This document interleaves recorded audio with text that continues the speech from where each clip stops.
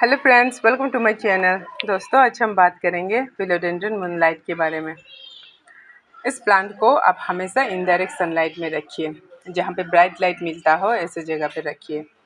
फिर फिलोडेंड्रन को warm temperature की ज़रूरत होता है, इसलिए आप इसे ऐसी जगह रखिए जहाँ इसको वार्म टेम्परेचर मिले।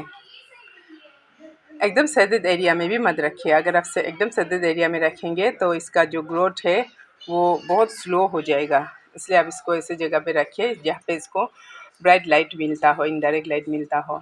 इसको डायरेक्ट सनलाइट में मत रखिए। डायरेक्ट सनलाइट में रखने से इसका जो लिप्स है वो बर्न होने का चांस होता है।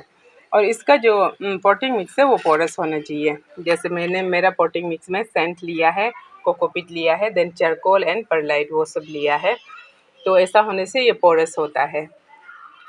और दूसरा है इसका फर्टिलाइजेशन। तो मैं जनरली मेरा जो प्लांट है उसमें वर्मी कंपोस्ट ही देती हूँ। वर्मी कंपोस्ट को मैं भिजा के रख देती हूँ, उसके बाद उस पानी को जब भी मैं प्लांट में वाटरिंग करती हूँ उसके साथ मिक्स करके वाटरिंग करती हूँ। तो ऐसा होने से उसका जो न्यूट्रिएंट्स रिक्वायरमेंट है वो फुलफ़िल हो जाता है, तो इससे अच्छे से ग्रो करता है।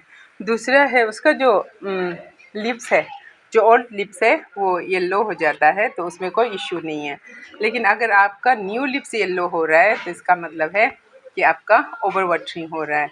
अगर ऐसे जब होगा, अगर आपका लिप्स ओवर वाटरिंग की वजह से येलो होगा, तो जनरली हम लोग क्या करते हैं कि पैनिक होके हम लोग फटाफट उसको रिपोर्ट कर देते हैं। तो कभी कभी ऐसा भी होता है कि अगर आप रिपोर्ट नहीं करके उसका जो फुटिंग मिक्स है उसको ड्राई आउट करने देंगे तो प्लांट फिर से ठीक हो जाता है। उसका जो इशू है, रूट रोट का जो इशू है वो ठीक हो जाता है। तो इसलिए वाटरिंग आप ओवर वाटरिंग कभी ना करें। आप इसे वाटरिंग तभी करें जब इसका टॉप इस तरह से आप हाथ डाल के देखिए, तो ये देखिए ये अभी मॉइस्ट है, इसका मतलब इसे वाटरिंग की ज़रूरत नहीं है। तो ऐसे हाथ डाल के देखेंगे, तो अगर ये सूखा होगा तो ही आप उसे वाटरिंग कीजिए।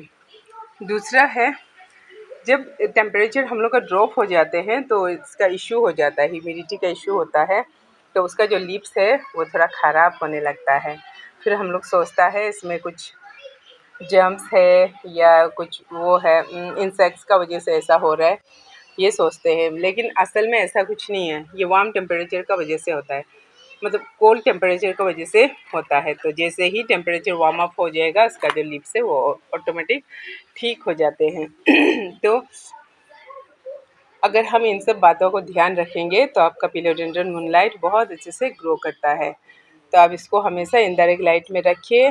आप जब भी वाटरिंग करेंगे आप उसका पॉटिंग मिक्स को चेक करिए। अगर इसका टॉप का जो 2-3 इंच ड्राई है तो ही आप उसे वाटरिंग कीजिए। फिर आप वर्मी कंपोस्ट या जो भी फर्टिलाइज़र आपके पास अवेलेबल है उसे आप बीच बीच में फर्टिलाइज़ करते रहिए, specially in the month of spring and summer. Winter में फर्टिलाइज़ करने की ज़रूरत नहीं है, क्योंकि आपका प्लांट विंटर में इतना ग्रो नहीं होता है, ऑलमोस्ट डोर्मेंसी में चला जाता है।